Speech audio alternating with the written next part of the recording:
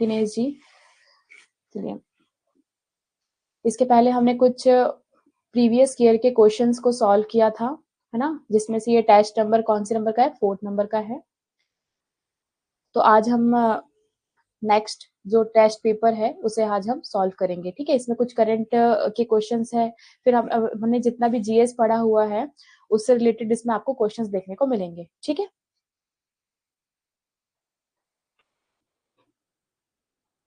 Okay, good morning सभी को। चलिए, तो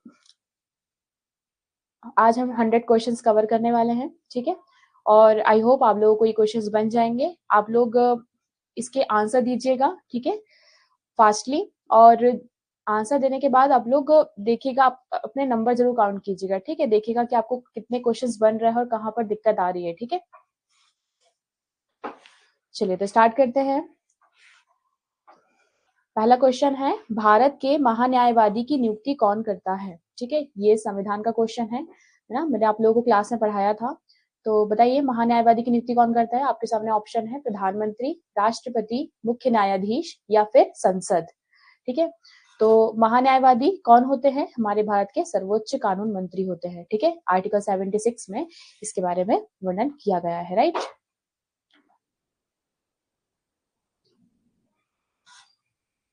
बताइए क्या हो जाएगा इसका आंसर।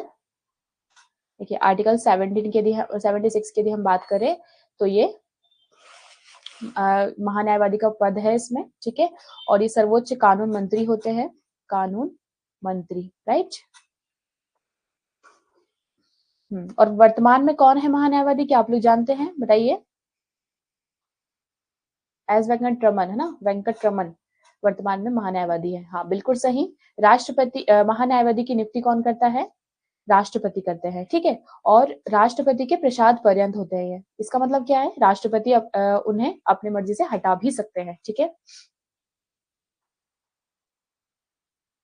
गवर्नमेंट का प्रतिनिधित्व करते हैं ये, कहाँ पर, कोर्ट में, ठीक है।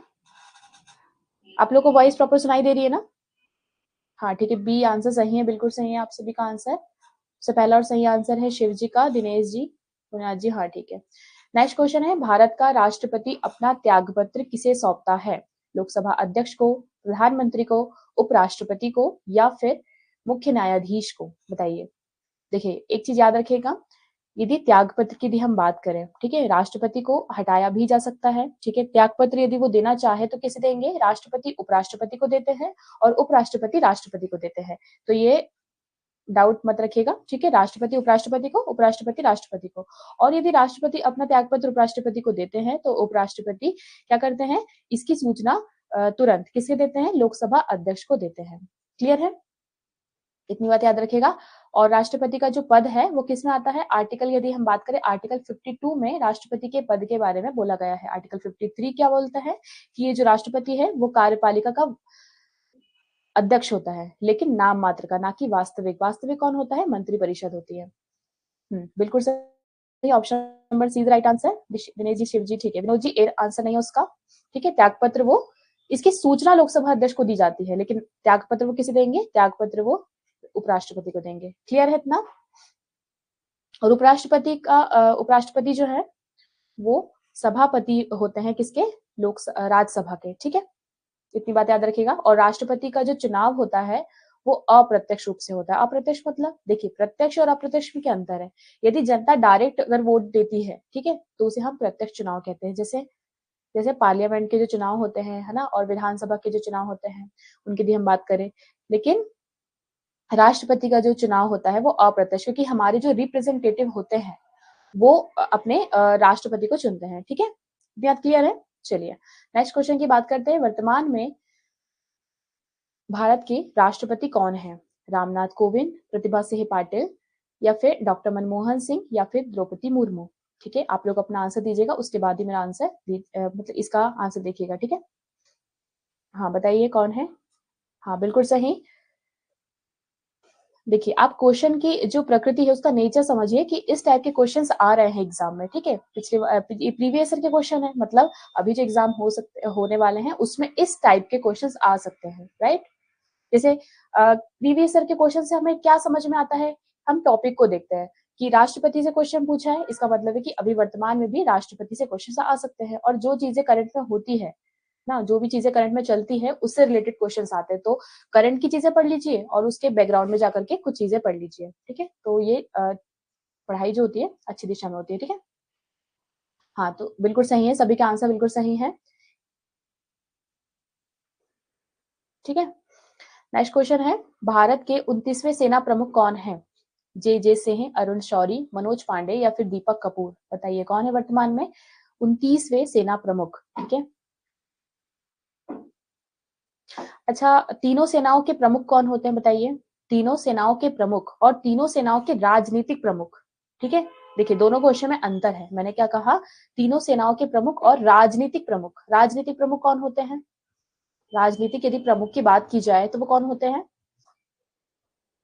आप सभी को ये याद है कि तीनों सेनाओं के प्रमुख प्रेसिडेंट होते हैं, ठीक है। लेकिन तीनों सेनाओं के राजनीतिक प्रमुख कौन होते हैं? ये पीएम होते हैं, याद रखिएगा, ठीक है। पीएम, हाँ बिल्कुल सही है चेतन जी, हाँ ठीक है। तो वर्तमान में कौन है? मनोज पांडे, हाँ बिल्कुल सही है। जिन्होंने भी सी आंसर दिया है बिल्कुल सही है, ठीक है।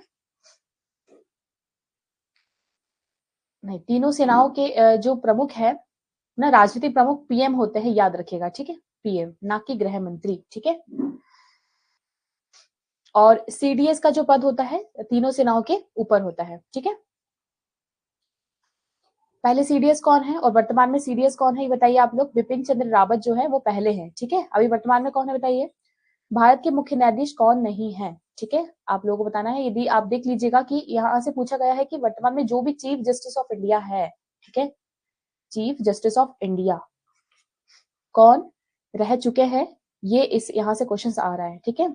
तो देखिए आरसी लाहाटी ये भी रह चुके हैं, ठीक है। एनके सिंह भी रह चुके हैं। एनके सिंह वर्तमान में कौन है? एनके सिंह जो है वो वर्तमान में वित्त आयोग के अध्यक्ष है, ठीक है। ये 15वें नंबर का वित्त आयोग है, ठीक है। अभी वर्तमान में जो वित्त आयोग चल रहा है इसकी समय अवधि कितनी है? 2021 21-22 से 2025-26, ठीक है, याद रखिएगा।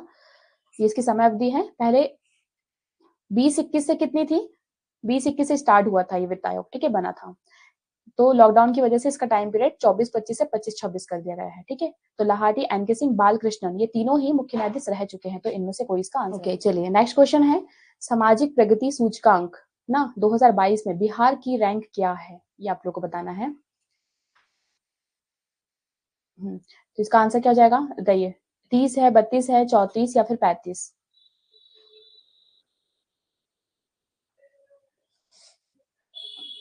तो इसका आंसर क्या हो जाएगा? Option number D is right answer, 35, ठीक है। नेक्स्ट क्वेश्चन है, जूट के उत्पादन में बिहार का कौन सा जिला अग्रणी है? यहाँ पर बिहार का जिला पूछा गया है, ठीक है। यदि हम बात करें जूट की तो भारत में पश्चिम बंगाल जो है, ठीक है, पश्चिम बंगाल जो है वो जूट के मामले में अग्रणी राज्य कहलाएगा, राइट। कौन? वेस्ट बंगाल, ठीक है। और जूट निगम की यदि हम बात करें, है ना, जूट निगम की, तो वो कहाँ है? कोलकाता में। कोलकाता कहाँ है? पश्चिम बंगाल में। हाँ सॉरी, 6 क्वेश्चन छूट गया था ना। चलिए, राज्य मंत्रिपरिषद किसके प्रति उत्तरदायी होती है? ये क्वेश्चन है। तो ऑप्शन है आपके सामने, राज्यपाल, राष्ट्रपति, विधानसभा, मुख्यमंत्री। बताइए राज्य, ये राज्यों की मंत्रिपरिषद की बात कर रहे हैं। जैसे कि आप सभी लोग जानते हैं हमारे भारत में संघीय व्यवस्था को अपनाया गया है। इसका मतलब केंद्र सरकार अलग होती है और राज्यों में राज्य सरकार होती है, ठीक है। तो इसका आंसर क्या हो जाएगा? देखिए मंत्रिपरिषद जो होती है ना अपने काम के लिए वो विधानसभा के प्रति उत्तरदायी होती है, ठीक है। तो इसका आंसर क्या हो जाएगा? लेजिस्लेटिव असेंबली, ठीक है, ना कि लेजिस्लेटिव काउंसिल, ठीक है, याद रखिएगा। उसी तरह जिस तरह से ये वाला क्वेश्चन पूछा गया है, वैसे ही यदि बात की जाए मंत्रिपरिषद की, जो केंद्रीय मंत्रिपरिषद है वो किसके प्रति उत्तरदायी होगी? संसद के प्रति, विधानसभा के प्रति, सॉरी लोकसभा के प्रति, राज्यसभा के प्रति? तो याद रखिएगा लोकसभा के प्रति, ठीक है, लोकसभा। जो केंद्र की मंत्रिपरिषद है वो लोकसभा के प्रति उत्तरदायी होती है अपने काम के लिए, है ना। और जो राज्यों की मंत्रिपरिषद है वो विधानसभा के लिए उत्तरदायी होती है, विधानसभा के प्रति, ठीक है। उत्तरदायी मतलब उन्होंने क्या क्या काम किया है ना। उनसे क्वेश्चन आर होता है और 0 आर होता है, जिसके माध्यम से विधानसभा के जो सदस्य होते हैं वो क्या करते हैं, मंत्रियों से क्वेश्चन पूछते हैं कि आपने इस क्षेत्र में क्या क्या काम किया, ठीक है। उत्तरदायी मतलब उत्तर देना, अपने काम के लिए प्रति आपने क्या काम किया उसके प्रति उत्तर देना, ठीक है। क्लियर है ना? चलिए, तो इसका आंसर क्या है? Option number C is right answer, ठीक है। नेक्स्ट क्वेश्चन है, 1857 का जो विद्रोह हुआ था, जो क्रांति हुई थी, उसे बाबू कुंवर सिंह ने बिहार के किस क्षेत्र से नेतृत्व किया था ना? 1857 की क्रांति याद रखिएगा, ये पहली क्रांति मानी जाती है, ठीक है।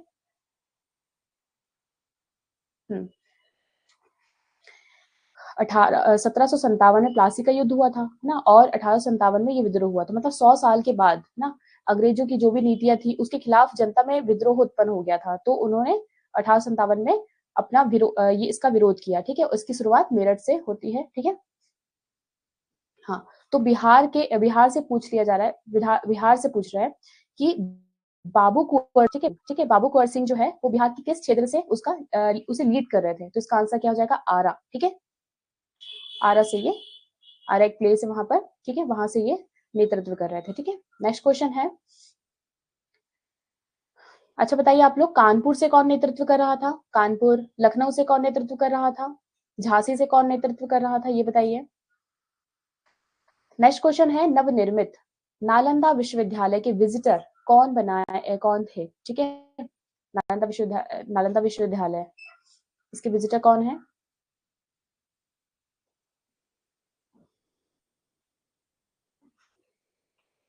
हाँ, नाना साहेब कानपुर से हैं, ठीक है।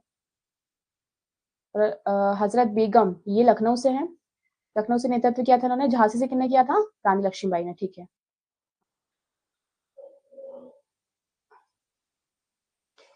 नेक्स्ट क्वेश्चन है, बिहार में लगभग कितने परसेंट क्षेत्र पर कृषि कार्य होता है, ठीक है। कृषि कार्य आप लोग को बताना है कि बिहार में कितना परसेंट होता है, तो इसका आंसर क्या हो जाएगा? 75%, ठीक है। सॉरी 75 इसका आंसर हो जाएगा।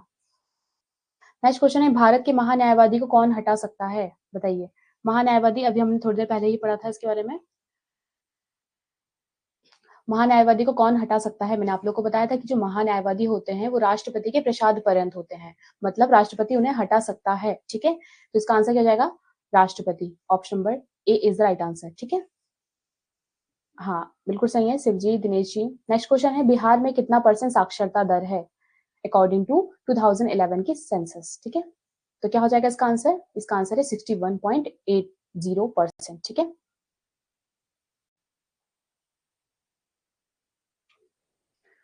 61.80%, हाँ ठीक है। जिन्होंने बी आंसर दिया है वो सही है, 61.80%। नेक्स्ट क्वेश्चन है, ध्यानचंद, मेजर ध्यानचंद किस खेल से संबंधित खिलाड़ी रहे हैं? क्रिकेट, हॉकी, शतरंज या फिर कबड्डी? मेजर ध्यानचंद ये किस खेल से हैं, ये आप लोग बताइए। और अभी किस खेल का नाम चेंज करके मेजर ध्यानचंद खेल पुरस्कार रख दिया गया है, बताइए, जो कि खेल का सर्वोच्च पुरस्कार माना जाता है, ठीक है, बताइए। 19 1991 से 1992 के बीच में ये जो खेल है वो शुरू हुआ था, कौन सा? राजीव गांधी खेल रत्न पुरस्कार, ठीक है। राजीव गांधी खेल रत्न पुरस्कार ये स्टार्ट हुआ था, इसका नाम वर्तमान में चेंज करके मेजर ध्यानचंद अवार्ड रख दिया गया है, ठीक है। और ये सबसे पहली बार किसको मिला था? एस स्वामीनाथन को मिला था। बिल्कुल सही है, option number B is the right answer, major Dhyan Chand, ठीक है। हाँ राजीव गांधी खेल, हाँ ठीक है, बिल्कुल सही है। नेक्स्ट क्वेश्चन है, शेर शाह के बचपन का नाम क्या था, बताइए। फरीद, रहीम, करीम या फिर अहमद? तो इसका आंसर क्या हो जाएगा? इसका आंसर है फरीद, ठीक है। देखिए आप लोग फास्ट आंसर कीजिए क्योंकि टाइम के अकॉर्डिंग हमें इसे 100 क्वेश्चन से कवर करना होगा, ठीक है। तो आप लोग फास्ट आंसर कीजिए। हाँ बिल्कुल सही, फरीद इसका राइट आंसर है, ठीक है। नेक्स्ट क्वेश्चन है, भारतीय राष्ट्रीय कांग्रेस की स्थापना कब हुई थी? 1875, 1895, 1885 या फिर 1785? बताइए। भारतीय राष्ट्रीय कांग्रेस की भी हम बात करें तो इसके पहले भी कुछ ऐसी संस्थाएं थी ना, जो कि लोगों का नेतृत्व कर रही थी, है ना। लेकिन राष्ट्र इसकी जो स्थापना है 1885 में हो गई थी, ठीक है। 28 दिसंबर 1885 को इसकी स्थापना हुई थी, जिन्होंने जो अलग अलग क्षेत्रों से जो लोगों का नेतृत्व कर रहे थे उनको एक मंच प्रदान किया, है, ताकि वो ब्रिटिशर्स के खिलाफ कुछ कार्यवाही करें। हालांकि इनका जो शुरुआती मुद्दा ये नहीं था कि ब्रिटिशर्स के खिलाफ होना है हमें, ठीक है। उनका ये मुद्दा था कि जो जनता है भारत की ना, उन्हें भी पार्टिसिपेशन, उनका भी पार्टिसिपेशन हो जो गवर्नमेंट है उसके अंदर, ठीक है। इनकी ये मांग थी, इसलिए तो इसे कहा जा रहा था कि याचना वाली एक संस्था थी, है ना। विपिन ने कहा था, ठीक है। हाँ बिल्कुल सही, ऑप्शन नंबर 1885। विपिन चंद्र पाल ने, ठीक है। विपिन चंद्र पाल ने कहा था कि भारतीय राष्ट्रीय कांग्रेस एक याचना करने वाली संस्था थी, ठीक है। और इसकी जो स्थापना है वो किसने किया था? A.O. हुम ने किया था, ठीक है। और इसके जो पहले अध्यक्ष है वो कौन है? व्योमेश चंद्र बैनर्जी, ठीक है। नेक्स्ट क्वेश्चन है व्यपगत का सिद्धांत ना, व्यपगत या फिर हड़प नीति का सिद्धांत से कौन संबंधित रहा है? मतलब गवर्नर जनरल की बात की जा रही है इसमें। Lord Canning, Lord Cornwallis, Lord Minto, Lord Dalhousie, ठीक है। तो वेब का सिद्धांत मतलब राज्यों को हड़प लेना, है ना। जिस राज्य में कोई उत्तराधिकारी नहीं होता था, कोई सक्सेसर नहीं होता था, तो उस राज्य को हड़प लिया जाता था, अपने राज्य में मिला लिया जाता था। ये ब्रिटिश की एक नीति थी ना, राज्यों को मतलब भारत में कंट्रोल करने की, ठीक है। तो ये लॉर्ड डलहौजी के द्वारा ये लाया गया था। Option number D is the right answer, Lord Dalhousie, ठीक है। और इस नीति का विरोधी किसने किया था? नाना साहेब पाटेकर, सॉरी नाना साहेब ने किया था, ठीक है। और रानी लक्ष्मीबाई ने किया था, ठीक है।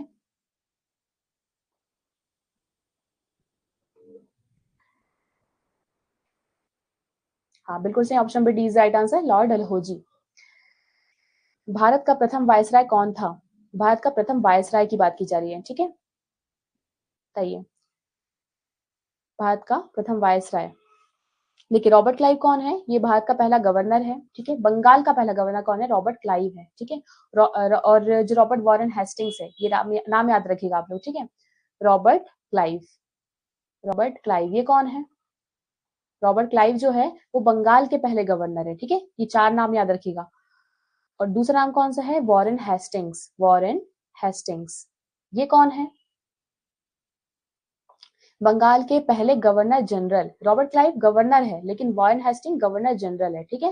नेक्स्ट नाम याद रखिएगा, विलियम बेंटिक, ठीक है। विलियम बेंटिक ये कौन है? ये भारत के पहले गवर्नर जनरल है, ठीक है। भारत के, यदि आपसे पूछ लिया जाए कि भारत के पहले गवर्नर जनरल कौन है, तो विलियम बेंटिक है, ठीक है। यदि हम बात करें पहले वायसराय की, ठीक है, तो पहले वायसराय कौन हो जाएंगे? कैनिंग, सॉरी कैनिंग, ठीक है। कैनिंग पहले वायसराय हो जाएंगे, ठीक है। जैसे जब 1857 की क्रांति होती है ना, तो 1857 की क्रांति के बाद 1858 में क्या होता है? एक एक्ट आता है, जिसके बाद से जो गवर्नर जनरल का जो पद है उसको समाप्त करके एक वायसराय का पद लाया जाता है, ठीक है। मतलब गवर्नर जनरल क्या कहलाएगा? वायसराय कहलाएगा। तो लॉर्ड कैनिंग इसका राइट आंसर होगा, ठीक है। नहीं बिल्कुल, देखिए इसका आंसर ऑप्शन नंबर डी है, ठीक है। लॉर्ड कैनिंग होगा पहला वायसराय, ठीक है, याद रखिएगा। ए नहीं होगा इसका आंसर, ठीक है।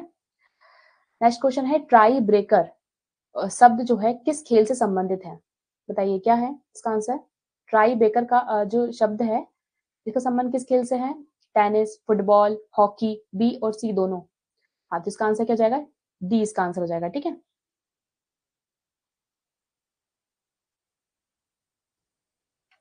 डी इसका राइट आंसर हो जाएगा।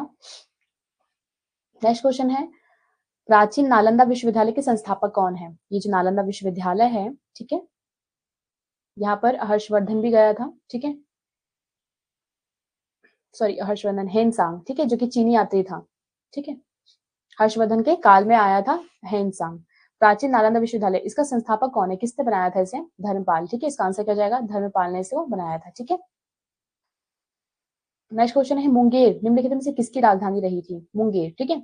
तो ये यदि हम बात करें बंगाल की, ठीक है, तो मीर कासिम, इसका ऑप्शन देखिए, मीर कासिम, कुंवर सिंह, सिराजुद्दौला, बिरसा मुंडा।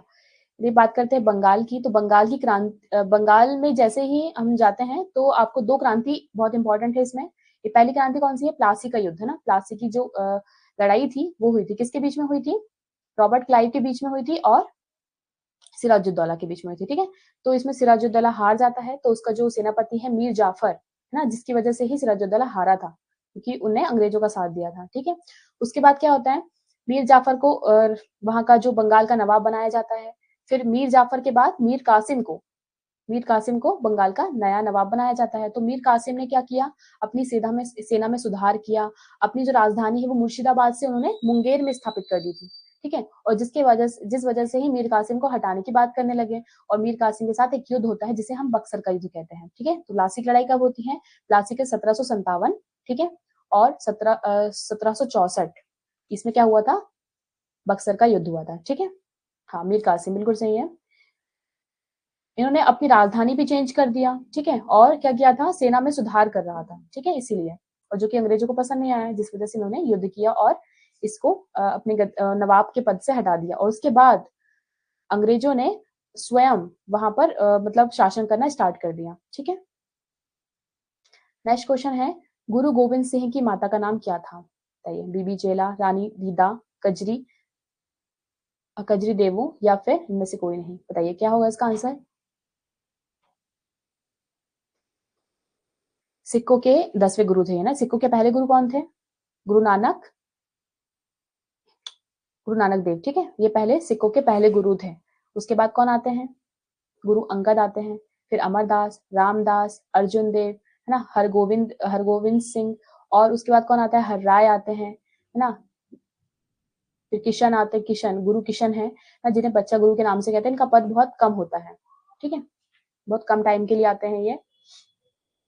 हाँ, ठीक है, पहला इसका आंसर होता बीबी जला, ठीक है, बीबी जला। फणीश्वर नाथ रेणु का जन्म कहाँ हुआ था, ये पूर्णिया में हुआ था, ठीक है, बिल्कुल सही। नेक्स्ट क्वेश्चन है, कामायनी पुस्तक के रचयिता कौन है, कामायनी पुस्तक जो है उसके रचयिता की बात की जा रही है, कौन है, जयशंकर प्रसाद, रामधारी सिंह दिनकर, महादेवी वर्मा, या फिर हरिवंश राय बच्चन। क्या हो जाएगा इसका आंसर, तो याद रखिएगा, कामायनी किसकी है, जयशंकर प्रसाद की है, ठीक है, याद रखिएगा। हाँ, बिल्कुल सही, option number A is the right answer. Next question है, अर्थशास्त्र के लेखक कौन है, किसने लिखा था अर्थशास्त्र, बताइए। चंद्रगुप्त मौर्य, कौटिल्य, आर्यभट्ट, या फिर कनिष्क, किसने लिखा था अर्थशास्त्र। ठीक है, मौर्य प्रशासन के बारे में यदि जानकारी चाहिए ना, मौर्य व्यवस्था के बारे में यदि जानकारी चाहिए, तो दो स्रोत आपको देखने को मिलेंगे, एक अर्थशास्त्र जो कि कौटिल्य ने लिखा था, ठीक है, और दूसरा कौन सा है, मैगस्थनीज की कौन सी है, इंडिका ना।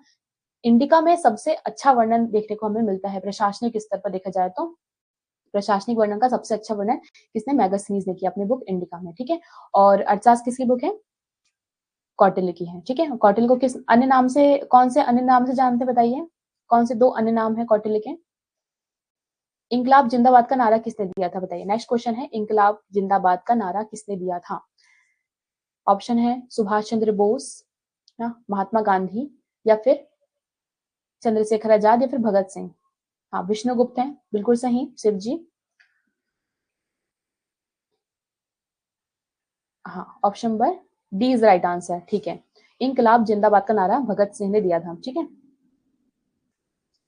नेक्स्ट क्वेश्चन है, बक्सर का युद्ध किस किस के बीच में हुआ था, अभी थोड़ी देर पहले ही मैंने आप लोगों को बताया था, बक्सर का युद्ध। हाँ, चाणक्य, बिल्कुल सही, चाणक्य था, चाणक्य और विष्णुगुप्त ना, कौटिल्य, ये तीनों ही नाम किसके हैं, कौटिल्य के ही है, ठीक है। बक्सर का युद्ध बताइए, मीर कासिम अंग्रेज, अंग्रेज और सिराजुद्दौला अंग्रेज, या फिर कुंवर सिंह, इनमें से कोई नहीं। हाँ, बिल्कुल सही, मीर कासिम और अंग्रेज के बीच में ये युद्ध हुआ था। बात करते हैं अंग्रेज और अंग्रेज मतलब रॉबर्ट क्लाइव, गवर्नर कौन था, रॉबर्ट क्लाइव था, ठीक है। और सिराजुद्दौला, इनके बीच में कौन सा युद्ध हुआ था, प्लासी का युद्ध हुआ था, ठीक है, याद रखिएगा। नेक्स्ट क्वेश्चन है, ASI archaeological survey of India ने बिहार के कितने संरक्षित स्मारक G20 लोगों के साथ रंगीन सजावटी रोशनी के साथ रोशन किया है, कितने स्थानों को इन्होंने सजावटी रोशनी के साथ रोशन किया, बताइए। 5, 6, 7, 8 टर्न का क्वेश्चन है। अभी G20 की बैठक बताइए कहाँ पर हुई है, और इसमें नया जो ऑर्गेनाइजेशन कह सकते हैं, ये कौन सा शामिल हुआ, बताइए। अब G20 जो है G21 हो चुका है, ठीक है, ना कि G20। तो ये जो 21वां जो मेंबर है वो कौन शामिल हुआ है, बताइए। देखिए, G20 में बात करते हैं, दो ऑर्गेनाइजेशन है, ठीक है, दो ऑर्गेनाइजेशन है, कौन कौन सी बताइए। एक EU है और एक AU है, ठीक है, यूरोपियन यूनियन और अफ्रीकन यूनियन, ठीक है। हाँ, बिल्कुल सही, न्यू दिल्ली में भारत मंडपम, ठीक है। हाँ, यहाँ पर 8 स्थानों को क्या किया गया है, इसमें शामिल किया गया है, ठीक है। हाँ, बिल्कुल सही, न्यू दिल्ली। नेक्स्ट क्वेश्चन है, हिंदी भाषा की श्रेणी में साहित्य अकादमी पुरस्कार 2022 से किसे सम्मानित किया गया है, तो ये बद्री नारायण, डॉक्टर अजीत आजाद, सुमन कुमार, या फिर विवेक अग्रवाल। क्या हो जाएगा इसका आंसर,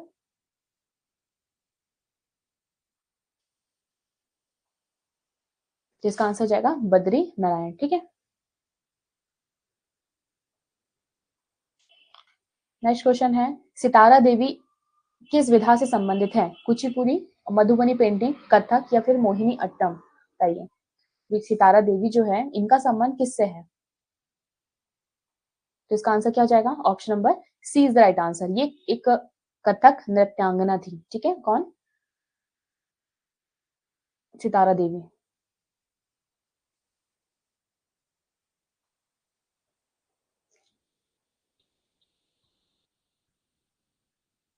नेक्स्ट क्वेश्चन क्या है? पटना हाई कोर्ट की स्थापना कब हुई थी? 1916, 1926, 1917 या फिर 1920? बताइए क्या हो जाएगा इसका आंसर? 1916 है। ठीक है, इसका आंसर पटना हाई कोर्ट की स्थापना कब हुई थी? 1916 को हुई थी। नेक्स्ट क्वेश्चन है जैन धर्म के अंतिम तीर्थकर महावीर की जो मृत्यु है वो कहाँ पर हुई थी?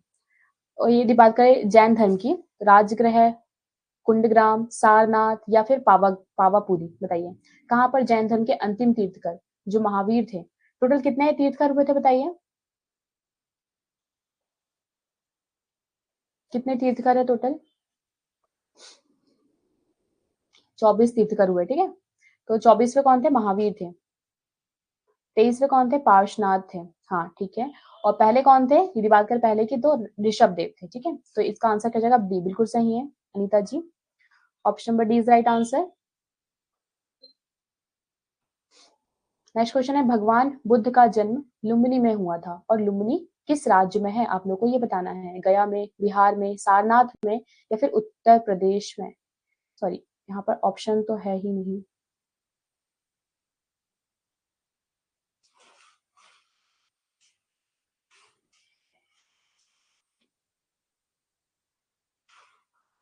तो ये क्या हो जाएगा इसका आंसर? हाँ, नेपाल, बिल्कुल सही। नेपाल है में है लुम्बिनी। ठीक है, यहाँ पर इनका जन्म हुआ था। ठीक है, और इन्हें जो ज्ञान की प्राप्ति हुई थी वो कहाँ पर हुई थी बताइए? 4 स्थान आप लोग याद रखिएगा। ठीक है, जो बुद्ध का जो जन्म है, जन्म कहाँ हुआ था? ठीक है, इन्हें ज्ञान की प्राप्ति कहाँ पर हुई थी? ठीक है, इन्होंने पहला अपना प्रवचन प्रवचन कहाँ दिया था? उन्होंने पहला प्रवचन। ठीक है, और इनकी जो मृत्यु है वो कहाँ हुई थी? ये 4 जो प्लेस है, और सबसे ज्यादा जो प्रवचन है, सबसे ज्यादा जो अपने इन्होंने प्रवचन दिया था वो कहाँ दिया था सबसे ज्यादा? ठीक है, बताइए। जब मैंने आप लोग को बौद्ध और जैन धर्म के बारे में पढ़ाया था तो मैंने आप लोग को ये 5 प्लेस याद भी करवाया था। ठीक है, बताइए कौन कौन से हैं? जन्म कहाँ हो जाएगा? जन्म है लुम्बिनी। ठीक है, कहाँ पर? लुम्बिनी। ठीक है, ज्ञान की प्राप्ति कहाँ हुई थी? बिहार के बोध गया में हुई थी। कहाँ पर हुई थी? बोध गया में। प्रवचन कहाँ सबसे पहले कहाँ दिया था? सारनाथ में दिया था। कौन सी भाषा में? बताइए कौन सी भाषा में दिया था? पाली भाषा में। ठीक है, और जो जैन धर्म है ना, उसमें कौन सी भाषा? प्राकृत भाषा थी। ठीक है, मृत्यु कहाँ हुई इनकी? कुशीनारा में। ठीक है, कुशीनारा कहाँ है बताइए आप लोग? कुशीनारा में इनकी मृत्यु हुई थी। ठीक है, सबसे ज्यादा जो प्रवचन है वो कहाँ दिए थे उन्हें? श्रावस्ती। कहाँ दिए थे? श्रावस्ती में दिया था। ठीक है, हाँ बिल्कुल सही, पाली में। सबसे ज्यादा श्रावस्ती में। ठीक है, सारनाथ में नहीं, सारनाथ में पहला दिया था। ठीक है, पहली बार प्रवचन सारनाथ में। हाँ, सबसे ज्यादा श्रावस्ती में दिया था। ठीक है, बिल्कुल सही। नेक्स्ट क्वेश्चन है झारखंड देश का कौन सा राज्य है? झारखंड की बात कर रहे हैं, 28वां राज्य। ठीक है, नेक्स्ट क्वेश्चन है बिहार में लोकसभा सीटों की संख्या कितनी है? 44, 43, 42 या फिर 40? बताइए कितनी सीटें हैं लोकसभा की? वर्तमान में लोकसभा की 40 सीटें हैं। ठीक है, याद रखिएगा। नेक्स्ट क्वेश्चन है अंतरराष्ट्रीय महिला दिवस कब सेलिब्रेट किया जाता है? 8 of March, 8 of August, 8 of September या फिर 8 ऑफ दिसंबर? कब किया जाता है? Option number A is the right answer, 8 of March को। ठीक है, हाँ बिल्कुल सही। नेक्स्ट क्वेश्चन है बिंबिसार, बिंबिसार किस वंश का राजा था? याद रखिएगा, जो बिंबिसार है वो देखिए मौर्य वंश। 16 महाजनपद हुए थे जिनकी जानकारी हमें अंगुत्तर निकाय में मिलती है। ठीक है, 16 महाजनपद। ठीक है, इनका टाइम पीरियड कब से कब तक था? 600 ईसा पूर्व से स्टार्ट हुआ था, तो महाजनपद काल था ये। ठीक है, और यहाँ पर बिंबिसार सबसे पहले शासक हुआ था कौन? बिंबिसार। ये हर्यक वंश से संबंधित था। ठीक है, किस वंश से? हर्यक वंश संबंधित था। मैंने आप लोगों को एक ट्रिक बताया था, हसीन मसूक सा। ठीक है, ये क्रम है। ठीक है, जितने भी वंश हुए थे उसके। नेक्स्ट क्वेश्चन है, भारत में प्रथम सत्याग्रह गांधी जी ने कहां पर किया था? हजारीबाग, चंपारण या फिर साबरमती या फिर बंबई? बताइए क्या हो जाएगा इसका आंसर। देखिए, यदि बात करते हैं पहला सत्याग्रह, यदि भारत ना लिखा रहे और पहला सत्याग्रह पूछे तो वो कहां पर किए थे उन्होंने? साउथ अफ्रीका में किए थे। कहां किए थे? साउथ अफ्रीका में। यदि बात करते हैं भारत की, तो भारत में पहला कहां पर? बिहार के चंपारण में। ठीक है,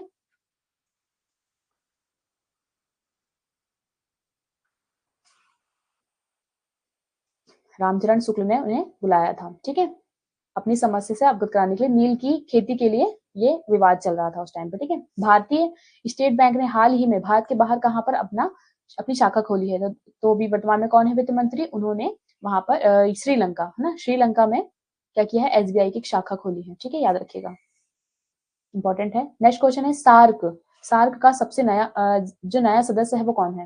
मतलब सबसे बाद का जो सदस्य है वो कौन है, ये आप लोग को बताना है। भारत, पाकिस्तान, भूटान या फिर अफगानिस्तान? देखिए, सारे सदस्य होते हैं। ये 8 दिसंबर, ठीक है, 8 दिसंबर 1985 की बात करें तो इस सार्क की स्थापना हुई थी। ठीक है, इसका जो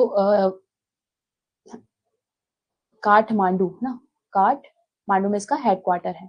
काठमांडू में इसका हेडक्वार्टर है ना। इसमें टोटल कितने सदस्य हैं? 7 सदस्य हैं। ठीक है, कौन कौन से हैं? देखिए, अविभाजित भारत के जब भारत विभाजित नहीं हुआ था उस टाइम के जितने भी सदस्य हैं पड़ोसी देश, वो सभी इसमें शामिल थे, जैसे भारत, पाकिस्तान, बांग्लादेश। ठीक है, और ऊपर कौन है? नेपाल, भूटान, ये सब हैं। ठीक है, और नीचे से यदि हम बात करें तो कौन है? श्रीलंका और मालदीव। याद हो जाएगा, कोई डाउट? कौन कौन है? अविभाजित भारत के पूरे सदस्य जाएंगे इसमें, भारत, पाकिस्तान, भूटान और फिर नेपाल, भूटान ना, और श्रीलंका और मालदीव। ठीक है, हाँ, तो इसका नवीनतम सदस्य कौन था? अफगानिस्तान था। कौन था? अफगानिस्तान। ठीक है, भूटान नहीं है, अफगानिस्तान है। ठीक है, नेक्स्ट क्वेश्चन है, संयुक्त राष्ट्र संघ का मुख्यालय कहां पर है? यूएनओ, यूनाइटेड नेशन का जो हेडक्वार्टर है वो पूछा जा रहा है आपसे। इसकी स्थापना कब हुई थी? 24 अक्टूबर। ठीक है, इसके लिए यूनाइटेड नेशन डे भी सेलिब्रेट करते हैं। 1945 में इसकी स्थापना हुई थी। ठीक है, तो इसका हेडक्वार्टर है न्यूयॉर्क में। कहां पर है? न्यूयॉर्क में है। न्यूयॉर्क में इसका हेडक्वार्टर है। ठीक है, नेक्स्ट क्वेश्चन है, शिवाजी को किसने कैद किया था? शाइस्ता खान ने, जय सिंह ने, औरंगजेब ने, अफजल खान ने? सही है। देखिए, अफजल खान को शिवाजी ने मार दिया था। ठीक है, और शाइस्ता खान को भी इन्होंने मार दिया था पुणे में जाकर के। ठीक है, जय सिंह ने के साथ इनकी संधि हुई थी। जय सिंह ने शिवाजी को हरा दिया था, उनके 35 स्थान में से कुछ स्थान इन्होंने जीत लिया था। ठीक है, बाद में औरंगजेब ने ही जय सिंह को शिवाजी को हराने के लिए भेजा था। फिर औरंगजेब ने शिवाजी को कैद कर लिया था। जब जय सिंह ने शिवाजी को हरा दिया था तो औरंगजेब ने शिवाजी को कैद कर लिया, उस कैद से वो शिवाजी भाग भी निकले थे। ठीक है, भाग गए थे वहां से। तो किसने कैद किया था? औरंगजेब ने करवाया था, याद रखिएगा। ठीक है, नहीं, ऑप्शन में सी इज द राइट आंसर। ठीक है, नेक्स्ट क्वेश्चन है, और कहां पर कैद किया था? जयपुर में। ये बिहार का जयपुर, ना कि ये राजस्थान का। ठीक है, राजस्थान का नहीं है, बिहार में जयपुर है, वहां पर इन्होंने कैद किया था। ठीक है, नेक्स्ट क्वेश्चन है, महात्मा गांधी कब भारतीय राष्ट्रीय कांग्रेस के अध्यक्ष रहे हैं? ठीक है, अध्यक्ष बताइए कब रहे हैं ये? साउथ अफ्रीका से कब आए थे वो? 9 जनवरी 1915 को आए थे। ठीक है, और फिर ये इन्होंने पहले अध्यक्षता कहां पर की थी? 1924 में। ठीक है, कहां पर हुआ था ये 1924 का जो अधिवेशन है वो कहां पर हुआ था बताइए? हाँ, बिल्कुल सही है, 1924। बिल्कुल सही है, शिव जी, ऋषि जी। चलिए, नेक्स्ट क्वेश्चन है, बंगाल का जो विभाजन है वो कब हुआ था? ये आपसे पूछा जा रहा है। इसके समय कौन थे गवर्नर जनरल? लॉर्ड कर्जन थे। कौन थे? Lord Curzon. ठीक है, और जो बंगाल का विभाजन हुआ था तो गवर्नमेंट का ये कहना था, ब्रिटिश गवर्नमेंट का कहना था कि जो प्रशासनिक स्तर पर ये जो क्षेत्र है बहुत बड़ा है, इसीलिए हम इसे डिवाइड कर रहे हैं। ठीक है, लेकिन इसका जो बेसिक जो रियल जो देखा जाए तो कारण वो कौन सा था? जो क्रांतिकारी गतिविधि है उसको कंट्रोल करने के लिए इसका विभाजन किया गया था, जिसके विरोध में स्वदेशी आंदोलन किया गया था। ठीक है, स्वदेशी आंदोलन 1905 किया गया था। ठीक है, तो 1905 में ये बंगाल विभाजन हुआ था। हाँ, बिल्कुल सही, option number B is right answer. Shiv ji, Rishi ji, Ajay ji, आप सभी का आंसर बिल्कुल सही है। हाँ, राखी डे भी सेलिब्रेट किया गया था उस टाइम पे। नेक्स्ट क्वेश्चन है, राज्यसभा लोकसभा की संयुक्त बैठक कौन बुलाता है? देखिए, जब बात करते हैं बिल की, ठीक है, विधेयक की, तो बिल यदि एक सदन से पारित होकर दूसरे सदन में जाता है और दूसरे सदन से वहां मंजूरी नहीं मिल पाती है तो संयुक्त बैठक बुलाई जाती है, ठीक है। आर्टिकल 108, ठीक है, आर्टिकल 108 में इसका वर्णन किया गया है।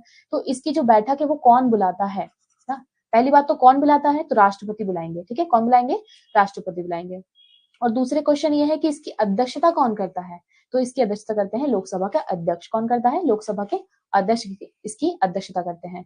और नेक्स्ट क्या है कि संयुक्त अधिवेशन की जो बैठक है वो दो मामलों में नहीं बुलाई जाती है। एक तो संविधान संशोधन का यदि कोई विधेयक है तो उस मामले पे संयुक्त बैठक नहीं बुलाई जाएगी। और दूसरा ये है कि धन विधेयक ना, धन विधेयक का यदि कोई बिल है तो उस पर भी संयुक्त बैठक नहीं बुलाई जाती है, ज्वाइंट सिटिंग, ठीक है, क्लियर है। हाँ, लोकसभा इसका अध्यक्ष। देखिए, संयुक्त बैठक बुलाता कौन, राष्ट्रपति ही बुलाता है, ठीक है, जो भी काम है वो राष्ट्रपति ही करेंगे, लेकिन अध्यक्षता लोकसभा के, यदि अध्यक्षता की बात करें, लीड कौन करेगा, लोकसभा का अध्यक्ष करेगा, ठीक है, याद रखिएगा। Option number C is right answer. Next question है, यदि व्यक्ति ग्राम पंचायत की सदस्यता के लिए चुनाव लड़ना चाहता है तो उसकी उम्र कितनी होनी चाहिए, 18 वर्ष या से ऊपर, 19 वर्ष या इससे ऊपर, 21 वर्ष या इससे ऊपर, या फिर कम से कम 25 ईयर, बताइए। यदि ग्राम पंचायत की हम बात करें, देखिए 73वां और 74वां अमेंडमेंट हुआ था, है ना, 73rd और 74 कॉन्स्टिट्यूशन अमेंडमेंट एक्ट आया था 1992 में, जिसके माध्यम से स्थानीय स्तर पर भी गवर्नमेंट को इस्टेब्लिश करने की बात की गई थी इसमें, ठीक है।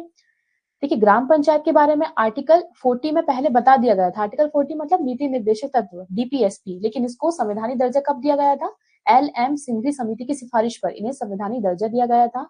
और बलवंत राय समिति की सिफारिश पर 3 स्तरीय जो गवर्नमेंट है ना, इसका प्रावधान इसमें किया गया था, ठीक है।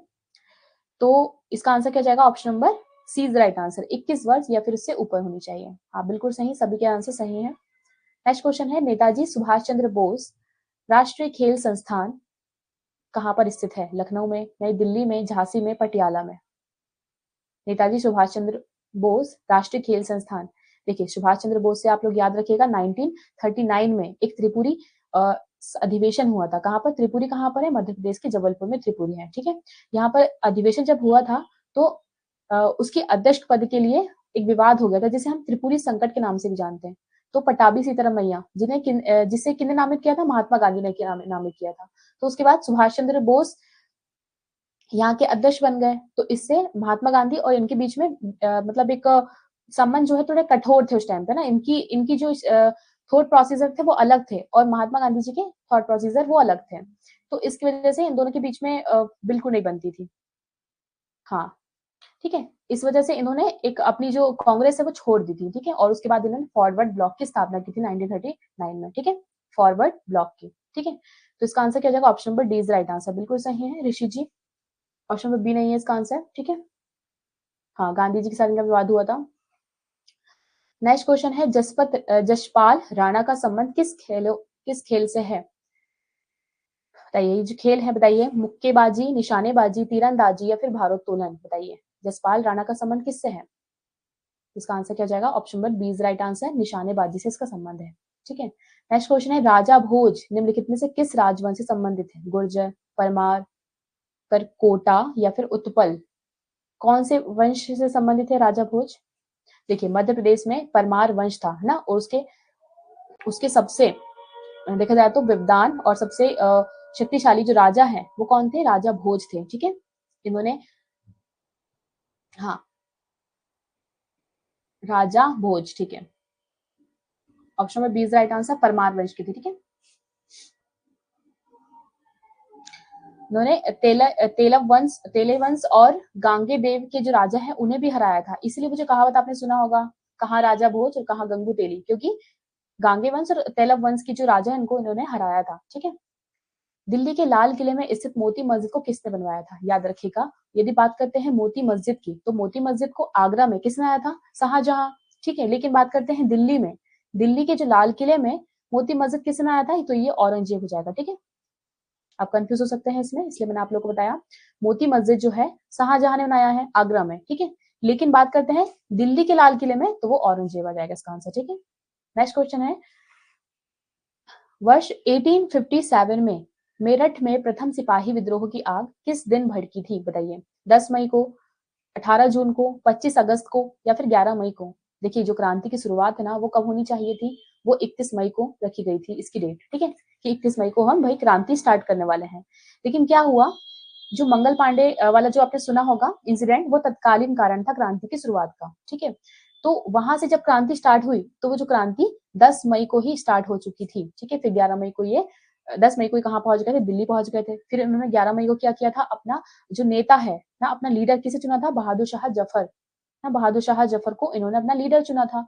और यही एक सबसे बड़ा देखा जाए तो इस सिपाही विद्रोह ना या फिर 18 क्रांति का जो असफलता का जो कारण है वो यही था कि योजना आपने बनाई है 31 मई की और शुरुआत आपने कर दी 10 मई की, है ना। और दूसरी बात है कि जो मुगल जो लीडरशिप थी वो कमजोर था, है ना, जो लीडर था वो कमजोर था। अंतिम मुगल बादशाह देखा तो कौन थे, बहादुर शाह जफर थे, ठीक है। तो ये कुछ कमियां थी। और दूसरा कारण क्या था कि बहुत सारे जो लोग हैं ना, जैसे बुद्धिजीवी वर्ग, इन्होंने पार्टिसिपेट किया ही नहीं था इसमें, ठीक है। और जो साउथ की भी हम बात करें ना, और उत्तर की बात करें और नॉर्थ ईस्ट की बात करें तो वहां से भी बहुत सारे लोगों ने इसे पार्टिसिपेट नहीं किया था, जिस वजह से क्रांति असफल हो गई। Option number A is right answer, 10 मई होगा, ठीक है। हाँ बिल्कुल सही, दिनेश जी का आंसर सही है, ऋषि जी आपका भी आंसर सही है। नेक्स्ट क्वेश्चन है, महात्मा गांधी की हत्या नाथूराम गोडसे ने किस दिन किया था, बताइए। 25 अगस्त 1947, 2 अक्टूबर 1948, 31 दिसंबर 1948 या फिर 30 जनवरी 1948? कब किया था? हाँ, option number D is right answer, 30 जनवरी 1948, ठीक है। सभी के आंसर सही है। नेक्स्ट है, कजरा सौर संयंत्र बिहार के किस स्थान पर लगाया जा रहा है? भागलपुर, पटना, मुजफ्फरपुर या फिर लखीसराय? कहाँ पर कजरा सौर संयंत्र बिहार के किस स्थान पर लगाया जा रहा है? तो ये लखीसराय है, ठीक है। नेक्स्ट क्वेश्चन है, राज्यसभा का सदस्य निर्वाचित होने के लिए न्यूनतम उम्र कितनी होनी चाहिए? देखिए राज्यसभा की बात करें तो कितनी होनी चाहिए, 30, ठीक है, 30 वर्ष होनी चाहिए। बात करते हैं पीएम की, पीएम की कितनी होनी चाहिए? उसी प्रकार लोकसभा की कितनी होनी चाहिए? राइट, पीएम की 25, ठीक है। लोकसभा की कितनी होनी चाहिए? लोकसभा की सॉरी हाँ, पीएम की भी 25, लोकसभा अध्यक्ष लोकसभा के जो सदस्य हैं उसकी भी कितनी होनी चाहिए? 25। बात करते हैं प्रेसिडेंट की, और जो वाइस प्रेसिडेंट है उनकी कितनी होनी चाहिए? 35, ठीक है। राज्यपाल की भी 35, ठीक है। पंचायत के लिए 21, ठीक है, याद रखिएगा। 2026 में आयोजित होने वाले कॉमनवेल्थ गेम की मेजबानी कौन करेगा? श्रीलंका, चाइना, ऑस्ट्रेलिया या फिर भारत? बताइए कौन करेगा इसकी मेजबानी? ऑस्ट्रेलिया इसका राइट आंसर है, ठीक है, ऑस्ट्रेलिया इसका मेजबानी करेगा। नेक्स्ट क्वेश्चन है, 2024 में होने वाले ओलंपिक खेलों का आयोजन स्थल कौन सा होगा? अभी वर्तमान में कहाँ हुए थे? टोक्यो ना, टोक्यो ओलंपिक आपने सुना होगा, जापान में, ठीक है। और अभी एशियाई गेम्स हुए हैं वो कहाँ पर हुए हैं? हांगहो, कहाँ पर? ये चाइना में, ठीक है। अभी जो गोवा में कौन से हुए हैं? 37वें गेम हुए हैं, कौन सा बताइए? गोवा में कौन से खेल का आयोजन हुआ जो 37वें नंबर का है? राष्ट्रीय खेल का आयोजन, ठीक है। 2024 में ओलंपिक खेलों का आयोजन स्थल कौन सा है? भारत, इंग्लैंड, श्रीलंका या फिर पेरिस? तो इसका आंसर क्या हो जाएगा? Option number D is right answer, Paris, ठीक है। पेरिस में होंगे अगले ओलंपिक, हाँ, नेशनल गेम्स, ठीक है। श्वेत क्रांति का संबंध किस क्षेत्र से है, बताइए? श्वेत क्रांति का संबंध किससे है? श्वेत क्रांति का संबंध दूध से है, ठीक है, दुग्ध उत्पादन से, ठीक है। इसके जनक कौन है बताइए? डॉक्टर वर्गीस कुरियन, ठीक है। सतलज, चिनाब, रावी, बताइए ये किसकी सहायक नदियां हैं? सतलज, चिनाब, रावी, ये किसकी है? ब्रह्मपुत्र, गंगा, सिंधु, कावेरी? तो इसका आंसर क्या हो जाएगा? इसका आंसर हो जाएगा option number C is right answer, Sindhu की सहायक नदी है सतलज, रावी, व्यास ना। नेक्स्ट क्वेश्चन है, WWE के भागीदार द ग्रेट खली का असली नाम क्या था? कुलदीप सिंह राणा, शेर सिंह राणा, दलीप सिंह राणा या फिर शमशेर सिंह राणा? क्या हो जाएगा इसका आंसर? हाँ बिल्कुल सही, option number C is right answer, Dilip Singh Rana ना। नेक्स्ट क्वेश्चन है, पश्चिम हाँ सॉरी पंडित रविशंकर का संबंध किस वाद्य वादन से है? पंडित रविशंकर। सितार, शहनाई, तबला, वायलिन।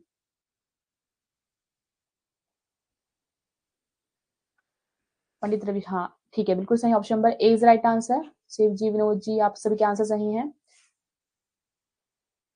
सितार इसका आंसर होगा, ठीक है। निम्नलिखित में से किसे लोक नायक कहा जाता है? महात्मा गांधी, राम मनोहर लोहिया, बाल गंगाधर तिलक या फिर जयशंकर प्रसाद। बताइए, लोक नायक के नाम से किन्हें जाना जाता है? तो इसका आंसर क्या जाएगा? हाँ बिल्कुल सही, शिव जी, ऋषि जी, आपके आंसर बिल्कुल सही है। लोक नायक के नाम से जयप्रकाश नारायण को जाना जाता है। Come to the next question. Buland Darwaza निम्नलिखित में से कहां पर है? दिल्ली, फतेहपुर सीकरी। फतेहपुर सीकरी कहाँ है बताइए आप लोग? आगरा या फिर जयपुर? क्या हो जाएगा इसका आंसर? बुलंद दरवाजा कहां पर है? हाँ, फतेहपुर सीकरी, हाँ बिल्कुल सही। बुलंद दरवाजा फतेहपुर सीकरी में, ठीक है। Option number C is right answer. पुस्तक प्रयोगधर्मी विकास शिल्पी नीतीश कुमार का विषय वस्तु केंद्रित है रचनात्मक कार्यों के लिए, विधानसभा का भाषण, जीवन शैली, बायोग्राफी, क्या है बताइए? पुस्तक किसके बारे में बता रही है? नीतीश कुमार का विषय वस्तु। इसका आंसर क्या हो जाएगा? रचनात्मक कार्य, ठीक है, उनके कार्यों के बारे में। नेक्स्ट क्वेश्चन है, भारत के राष्ट्रपति को पद से कौन हटा सकता है? बात कर रहे हैं राष्ट्रपति को हटाने की बात हो रही है, ठीक है। तो आपने एक नाम सुना, एक शब्द सुना होगा, इम्पीचमेंट। सुना है आप लोगों ने नाम? बताइए। बिल्कुल सुना होगा, क्योंकि मैंने आप लोग को सुनाया था, पढ़ाया था मैंने इसके बारे में आपको, ठीक है। इम्पीचमेंट मतलब महाभियोग, ठीक है, महाभियोग, इसे हम कहते हैं इंग्लिश में इम्पीचमेंट। इसके सिर्फ यही शब्द है ना, राष्ट्रपति के लिए जो शब्द यूज किया जाता है हटाने के लिए वो महाभियोग है, ठीक है। और इसे महाभियोग की प्रक्रिया के माध्यम से राष्ट्रपति को संसद के द्वारा हटाया जा सकता है, ठीक है।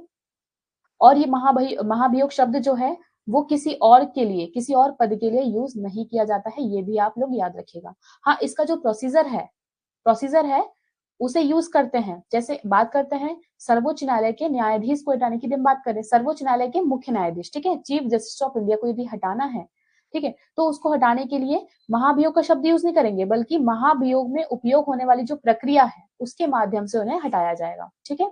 तो आप लोग याद रखिएगा। तो महाभियोग सिर्फ किसके लिए यूज होता है? राष्ट्रपति के लिए। हाँ, आप सभी के बिल्कुल सही आंसर है। Option number B is right answer. Next question है, भारत का व्यापारिक संबंध सबसे पहले किस यूरोपीय देश के साथ स्थापित हुआ था? पुर्तगाल, इंग्लैंड, स्विट्जरलैंड या फिर फ्रांस? तो आप लोगों को पता होगा सबसे पहले हमारे भारत में पुर्तगाल ही आए थे ना, ठीक है, पुर्तगाल के साथ संबंध स्थापित हुआ था, ठीक है। नेक्स्ट क्वेश्चन है, हाँ बिल्कुल सही आप सब आंसर, विनोद जी, शिव जी, हाँ सभी के आंसर सही आ रहे हैं। बॉम्बे गोल्ड कप, देखिए ये थोड़ा सा नया कप आपको देखने को मिलेगा, बताइए किस खेल से संबंधित है ये? Bombay gold cup, football, cricket, hockey या फिर टेनिस? बताइए, किस खेल से संबंधित है बॉम्बे गोल्ड कप? तो इसका आंसर क्या हो जाएगा? इसका आंसर हो जाएगा option number C is right answer, Bombay gold cup, ठीक है, हॉकी से संबंधित है। बेटन कप किस संबंधित है? ये बेटन कप किस संबंधित है बताइए आप लोग।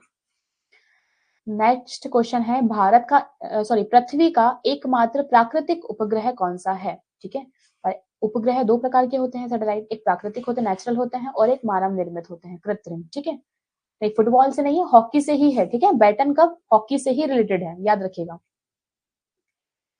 पृथ्वी का एकमात्र प्राकृतिक उपग्रह कौन सा होगा? हाँ बिल्कुल सही, चंद्रमा होगा, ठीक है, ये प्राकृतिक है, सॉरी, ठीक है, प्राकृतिक है, ठीक है। उपग्रह कौन होते हैं? जो ग्रह के चारों ओर चक्कर लगाते हैं, और ग्रह किसके चारों ओर चक्कर लगाता है? सूर्य के चारों ओर, सूर्य एक तारा होता है, ठीक है। नेक्स्ट क्वेश्चन है, जातक पवित्र ग्रंथ है वैष्णवों का, ये टिक जो है वो गलत यूज हो गया है, ठीक है, बताइए, जातक जो है पवित्र ग्रंथ है, किस धर्म से संबंधित है ये? वैष्णव, जैन, बौद्ध, शैव? हाँ बिल्कुल नहीं, आंसर बताइए क्या होगा? Option number C is right answer, बौद्धों से संबंधित, याद रखिएगा, ठीक है, वो आगम है। जैनों से संबंधित यदि बात करें तो वो आगम है, ठीक है, आगम। और बौद्ध के लिए क्या है? जातक है, ठीक है, याद रखिएगा। ज से आप लोग कनेक्ट मत करिएगा, ठीक है। बौद्ध के लिए जातक है, आगम का आगम किसका है, जैन से संबंधित है। हाँ बिल्कुल सही ऋषि जी, आपका आंसर सही है। नेक्स्ट क्वेश्चन है, स्वेज नहर नौ परिवहन ना भूमध्य सागर को किसके साथ जोड़ता है। यदि आप मैप में जाके देखेंगे विश्व का मैप, तो उसमें आपको देखने को मिलेगा स्वेज नहर एक बनी थी ना। स्वेज नहर किन दो महासागर को जोड़ती है, भूमध्य सागर है ना, मेडिटेरियन सी को लाल सागर के साथ कनेक्ट करती है, कौन, स्वेज नहर, ठीक है। नेक्स्ट क्वेश्चन है, भगवान बुद्ध ने अपना पहला धर्म उपदेश ना, उपदेश अपने कहाँ दिया था, अपना जो पहला प्रवचन है वो कहाँ दिया था, बोध गया में, सांची में, सारनाथ में या फिर कुशीनगर में। सही है, हाँ बिल्कुल सही, option number C is right answer. Sarnath में इन्होंने अपना पहला धर्म उपदेश दिया था पाली भाषा में, ठीक है। और महावीर ने प्राकृत भाषा में, ठीक है, याद रखिएगा भाषा, ठीक है। आर्टिकल 370 का संबंध किस राज्य के विशेष प्रावधान से है, बिहार, अरुणाचल प्रदेश, जम्मू कश्मीर या फिर मिजोरम। आर्टिकल 370 बात ये कहता है कि कुछ राज्य ऐसे हैं जिन्हें हमें विशेष प्रावधान उनके लिए किया जाना चाहिए, है ना, विशेष राज्य का उन्हें दर्जा दिया गया है, ठीक है। जैसे बात करते हैं जम्मू कश्मीर की, तो ये इसमें शामिल है, अभी धारा 335A है ना, धारा 35A और 370 ये अभी हटा दिया गया है। वहां इसके पहले क्या था कि वहां पर उनका खुद का संविधान था ना, उनका खुद का फ्लैग था, ठीक है। कोई भी जब कानून बनाए जाते थे तो वहां पर वो इम्प्लीमेंट नहीं होते थे, लेकिन अब ये चीजें हटा दी गई है, ठीक है। कब हटाई गई है, 2019 में। हाँ बिल्कुल सही, option number C is right answer. Next question है, रज्मनामा फारसी अनुवाद, इंपॉर्टेंट क्वेश्चन है, ठीक है, बताइए। रज्मनामा फारसी में इसका अनुवाद किया गया था, बताइए किसका अनुवाद किया गया था जिसका नाम इन्होंने रज्मनामा रखा था, अथर्ववेद का, रामायण का, महाभारत का या फिर योग वशिष्ठ का। रज्मनामा, हाँ बिल्कुल सही, option number C is right answer, Mahabharat ना, महाभारत का फारसी अनुवाद था रज्मनामा, याद रखिएगा। नेक्स्ट क्वेश्चन है, वह मुगल सम्राट जिसका 2 बार अभिषेक हुआ था, बताइए कौन होंगे। मुगल सम्राट की बात करें, पहले कौन थे, बाबर, फिर हुमायूं, फिर अकबर, फिर शाहजहां, फिर जहांगीर, औरंगजेब, ठीक है। ये सब आप एक बार क्रम याद रखिएगा, ठीक है। रहिए, अभिषेक 2 बार अभिषेक किसका हुआ था, तो ये औरंगजेब हो जाएंगे, ठीक है। Option number D is right answer. Next question है, अंग्रेजों का सुनहरा फरमान कब प्रदान किया गया था, अंग्रेजों को सुनहरा फरमान दिया गया था।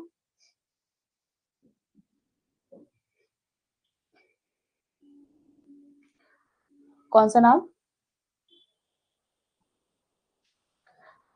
बाकी चीजें क्लियर ना। औरंगजेब का 2 बार अभिषेक हुआ था, याद रखेगा, ठीक है। नेक्स्ट क्वेश्चन है, अंग्रेजों का सुनहरा फरमान उन्हें कब प्रदान किया गया था, व्यापार करने के लिए, व्यापारिक छूट समझ सकते हैं आप इसे, 1600, ये कब किया गया था, 1632 में, ठीक है, बिल्कुल सही, 1632 में, option number B is right answer.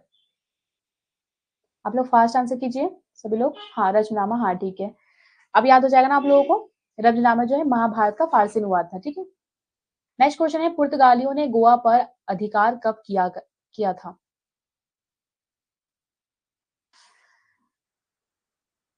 पुर्तगाल आए कब थे हमारे भारत में,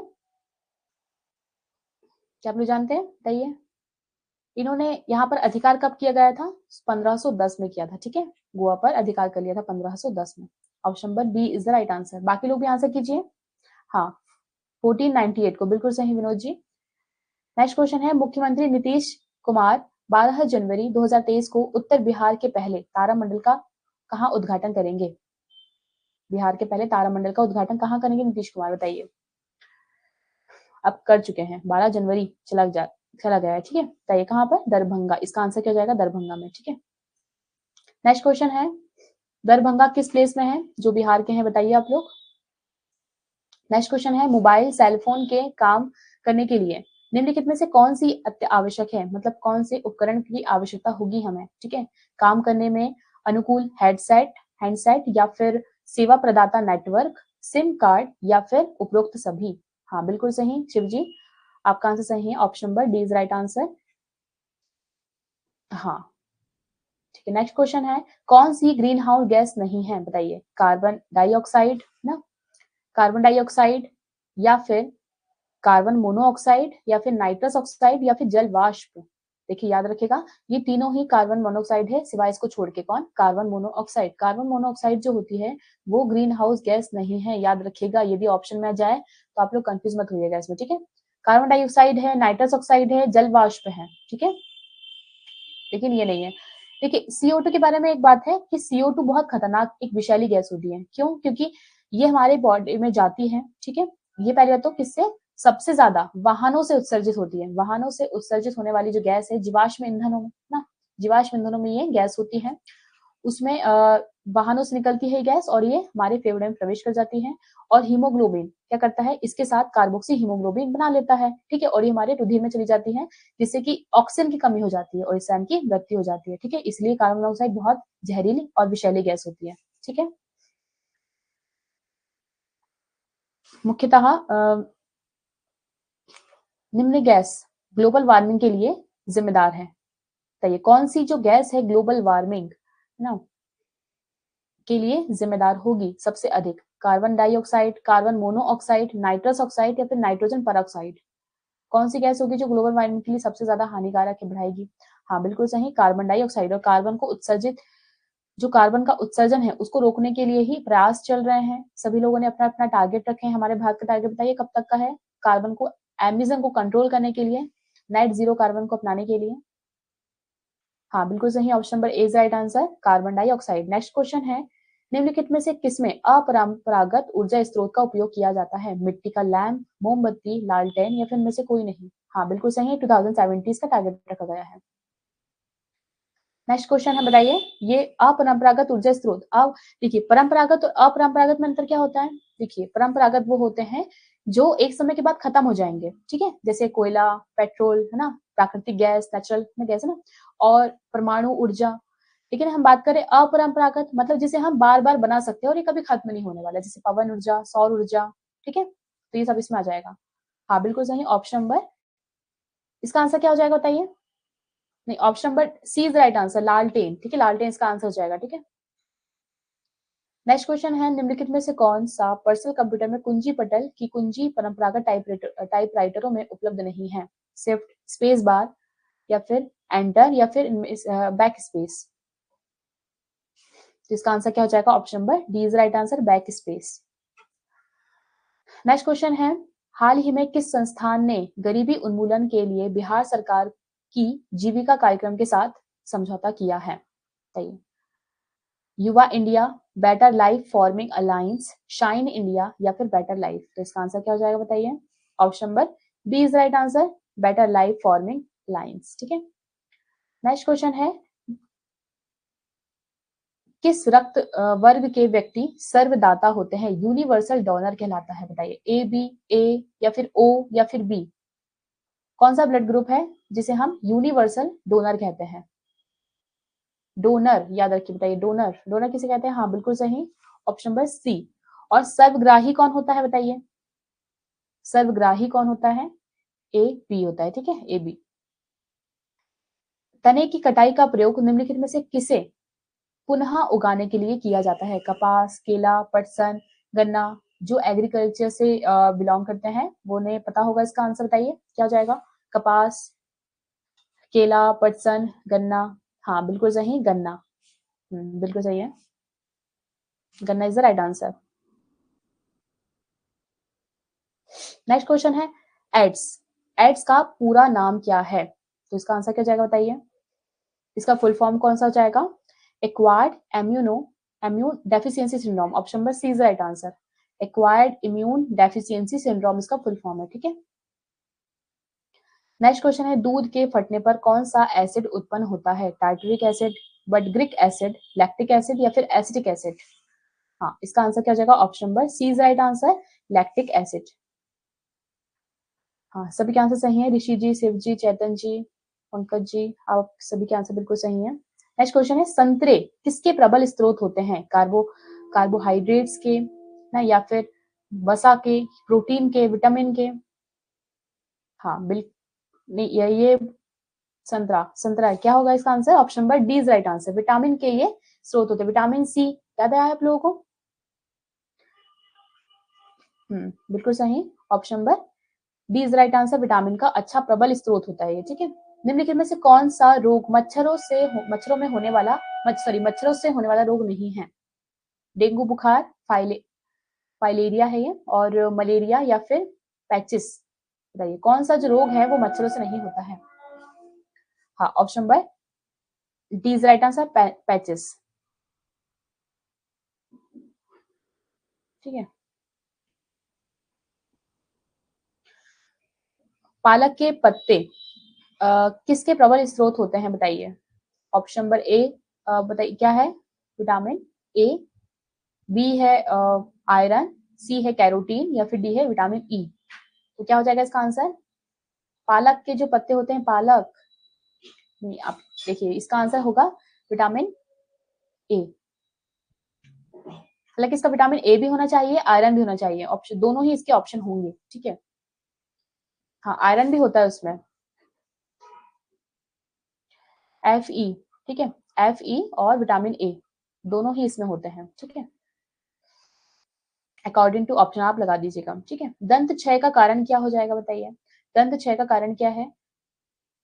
दांतों की जो बाहरी परत होती है, सबसे कठोर परत होती है, इनेमल कहते हैं जैसे। ठीक है। और इसका जो यदि वो अगर उसका यदि क्षरण हो जाता है तो हमारे दांत खराब हो जाते हैं। तो बैक्टीरिया जनित संक्रमण होता है इसका कारण। ठीक है, जिससे दांत जो है खराब हो जाते हैं। नेक्स्ट क्वेश्चन है, एंटी टॉक्सिन का इंजेक्शन किसकी रोकथाम के लिए दिया जाता है? टिटनेस, ट्यूबरकुलोसिस, टाइफाइड, फिरिस। सही क्या हो जाएगा इसका आंसर?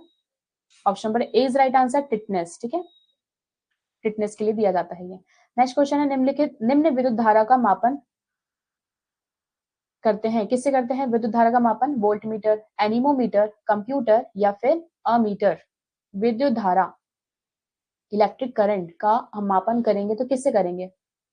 इसकी जो यूनिट होती है वो कौन सी होती है?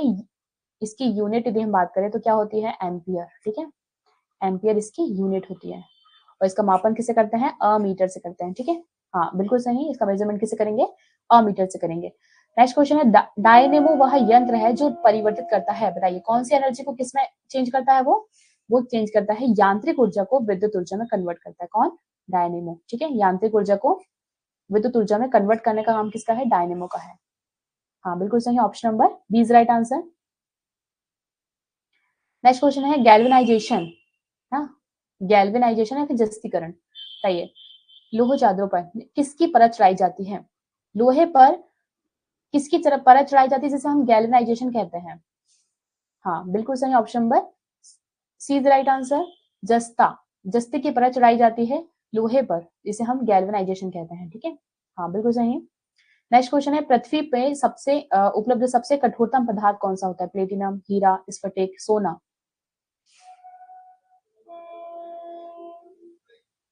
सबसे कठोरतम पदार्थ कौन सा होता है पृथ्वी पर? हाँ बिल्कुल सही, हीरा होता है। ठीक है, हीरा अधातु है फिर अधातु है? बताइए।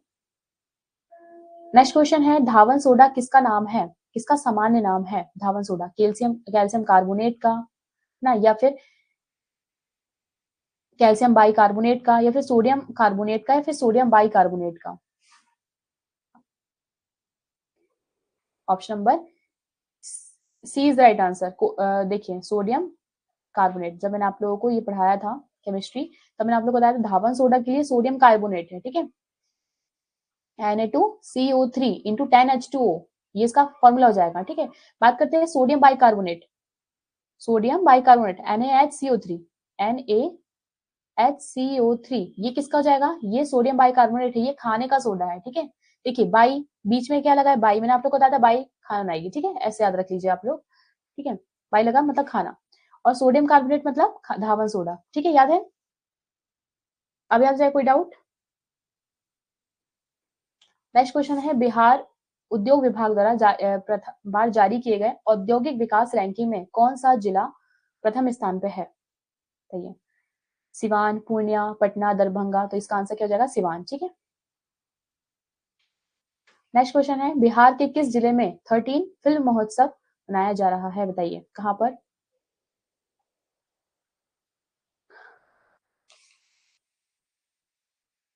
मनाया गया? कहां पर? पटना में। ठीक है, इसका आंसर क्या हो जाएगा? पटना में।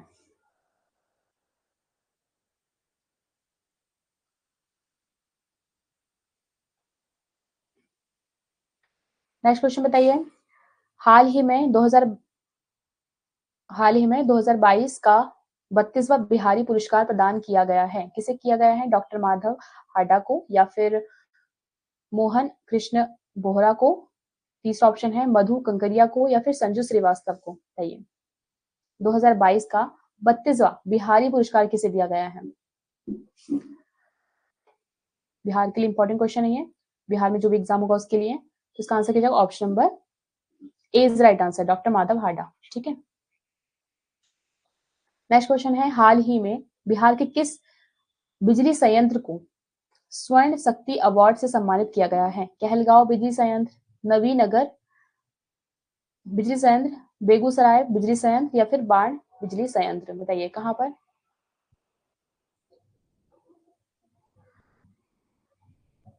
तो ये इसका आंसर क्या जाएगा? Option number A is the right answer, Kahalgaon बिजली संयंत्र। ठीक है, तो ये थे पूरे टोटल 100 क्वेश्चंस। तो किस सेक्शन में आप लोगों को प्रॉब्लम गई इसमें?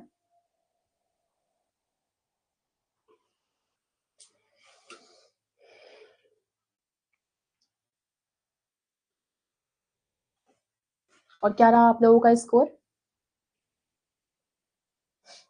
देखिए ये थे हमने आज ये प्रीवियस ईयर के कुछ 100 क्वेश्चंस को देखे आज। ठीक है, और इसके क्वेश्चन हालांकि कुछ इजी भी थे। हाँ, बिहार सेक्शन से जो बिहार के हैं आप लोग इतना माइंड मत कीजिए। ये सेंट्रल लेवल के जो एग्जाम है उसमें बिहार के जो पर्टिकुलर कोई स्टेट के इतने डीपली क्वेश्चंस नहीं आते हैं। अगर आप उस स्टेट के हैं तो स्टेट से रिलेटेड क्वेश्चंस आएंगे। ठीक है, तो बिहार की आप इतना टेंशन मत लीजिएगा। ठीक है, आप जिस स्टेट के हैं कि स्टेट की अगर तैयारी कर रहे हैं आप तो उसमें आएंगे उसके क्वेश्चंस। ठीक है, ये जो केमिस्ट्री है, बायोलॉजी, साइंस, ये मैंने ऑलरेडी पढ़ाया हुआ है। ठीक है, तो आप क्लास में जाएंगे तो आपको कंटेंट मिल जाएंगे, उसकी क्लासेस भी दी जाएगी आपको। ठीक है, रिकॉर्डेड क्लासेस हैं, पीडीएफ हैं। ठीक है,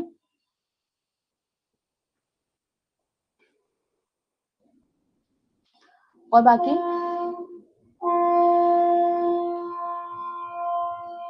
सब क्लियर है ना? इसमें ज्यादातर आप लोगों को आपने देखा होगा, इसमें संविधान के क्वेश्चन ज्यादा आपको देखने को मिले। ठीक है, और संविधान के इजी क्वेश्चंस ही हैं। संविधान को मैंने बहुत डीप में पढ़ाया, आप लोगों को बहुत अच्छे से पढ़ाया हुआ है। आप लोग रिकॉर्डेड वीडियो अगर देखेंगे तो आपको समझ में आएगा उसमें। ठीक है, बाकी जो अपडेशन है, करंट के क्वेश्चन इजी हैं। करंट के क्वेश्चन आप लोग एक बार करंट अपडेट आपको मिलेगा तो आप लोग देख लीजिएगा उसमें। ठीक है,